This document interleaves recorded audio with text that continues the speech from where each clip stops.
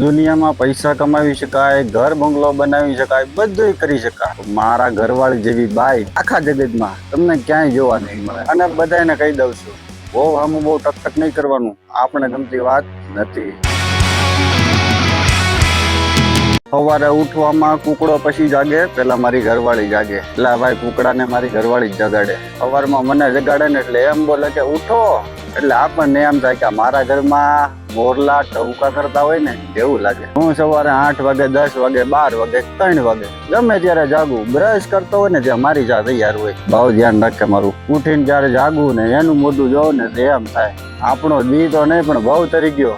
તું જ લક્ષ્મી, તું જ સરસ્વતી, તું જ દુર્ગા. ભજન અને ભક્તિમાં મને લગ્ન છે ને પછી જ રસ લાગવા માંડ્યો. લગ્ન પેલા તો હરખેથી નાતાય નહીં. આદુ નાખી અને એક કડક મીઠી ચા બનાવે. હું વળી પાસે એમ કહું, તારી આંગળી બોલી દે ને, ચા અમને મીઠી થઈ જાય. ઉપરની ખાંડ તો અમે લાવતા જ નથી. કોયલ જેવું એવું મીઠું બોલે ને આપણને એમ થાય કે આપણે હાંભળા જ રાખવી. મારી યાર બા છે ને તોય મને મજા આવે. એક તો નમણી અને ઉપરથી પાછી રૂપાળી. મને તો એનો ગુસ્સો મીઠો લાગે. ગમે એટલી એને ઘગ લાવી દો ને તો મોઢામાંથી એક શબ્દ ન નીકળે.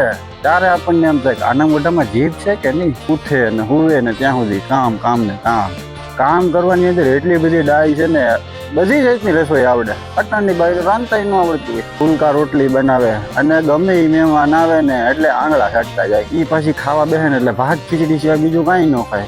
એટલી તો એ ભોળી. તારે શાકથી ફૂટી જાય ને એટલે ધીમેથી બોલે, કાલથી મોડું બનાવી જો. એ બિચારીને થોડી ખબર હોય કે આપણે આખો દી માવા ઉડાડતા હોય. યુટ્યુબ માંથી જોઈને એવું શીખી લે ને, આપણે તો કોઈ દી કાંઈ સાંભળ્યું ન હોય એવું બનાવે. અરે 20 ચણાનું એકલી રાંધી નાખે. સમજો એટલી છે ને, કોઈ દી માથા કૂટ નહીં, કોઈ દી મગજ મારી નહીં. હા, કરકસર બહુ કરે, કામથી કામ, બીજી મગજ મારી. સંસ્કાર એના એવા છે ને કે હજી કોઈ દી માથે ઓઢેલું પડે નહીં. ડ્રેસ પહેરવાની તો અમે છૂટી દઈ દઈશ, પણ પી જાય ને ત્યાં પહેરે. મારા હારિયામાં જો કોઈ મારી વિરુદ્ધમાં બોલે ને એને ભડાકા દઈ દે. મારા માન સન્માન નું બહુ ધ્યાન રાખ્યો. એ જાય ને એટલે મને એમ કે તમે કયો ને એમ, તમે કયો ને એટલા જ દી રોકાવું છે. રિટર્ન જયારે આવવાનું હોય ને તો મારી મર તો એ પેલા થેલા બાંધી લે. એ એમ કે આપણે આપણા ઘરે હારા. આખા વરની અંદર 2 જાડી લઈ જાઉં તોય એટલી રાજી થઈ જાય. ઓલા પડોશી બતાવે મારા ઘરવાળાએ મને હાડી લઈ દીધી. અત્યાર સુધીમાં એ બિચારીએ મારી પાસે કોઈ દી ફોન લઈ ગયો, ફરવા જાવું, પાણીપુરી ખાવું એવું મને કોઈ દી નહીં કીધું હોય. અને મને એક વખત એમ કે ને કે આમ કપડા નહીં પહેરવાના, એટલે એ કપડા બાળી નાખવું ના. એટલે નહીં, શું છે કે આપણે પાછું સામું થોડુંક એવું રાખીને બધા એમ કે બહુ જાડી થઈ ગઈ છે. પણ એલા ભાઈ, એ સુખી ઘરની નિશાની છે. અમારી ઘોડે બળતરા વાળો જીવ થોડો છે. બિચારીને જેટલું લઈ ગયો ને એટલામાં રાજી. મારી બાઈનો જો ક્યાંક કોક દી ક્યાંક વખાણ કરી દઉં ને તો બધા એમ કહેવા માંડે હાવ બદલાઈ ગયો છે. એટલે ભાઈ મારી ઘરવાળીને વખાણ કરું એમાંય તમને વાંધો પડી જાય છે. પત્ની ભગવાનના પેલો મિત્ર છે.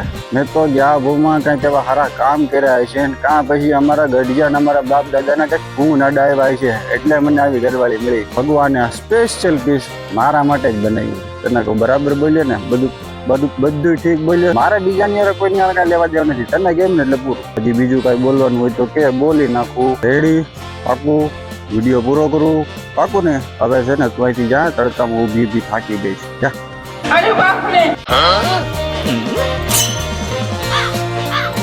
જો ભાઈ, અત્યાર સુધીમાં તમે ઘણા બધા એવા વિડીયો જોયા છે કે એમાં પત્ની ઉપર ખૂબ હસી મજાક, હાસ્ય, રમૂજી જોક્સ જોયા છે ને સાંભળ્યા છે. પણ ખરેખર દાંપત્ય જીવનમાં જો આટલા વાક્યો તમે રોજિંદા રોજ વાપરતા શીખી જાવ ને તો આ ભાવની અંદર તમારો બેડો પાર. રોજ ગરમા ગરમ રોટલી, માન સન્માન વાળી જિંદગી જીવવી હોય ને તો આ બધું પાકું કરી લેજો. બાકી મેં પહેલા જ વાક્યમાં કીધું હતું કે આ જગતમાં મારા ઘરવાળી જેવી બાઈ તમને ક્યાંય જોવા નહીં મળે.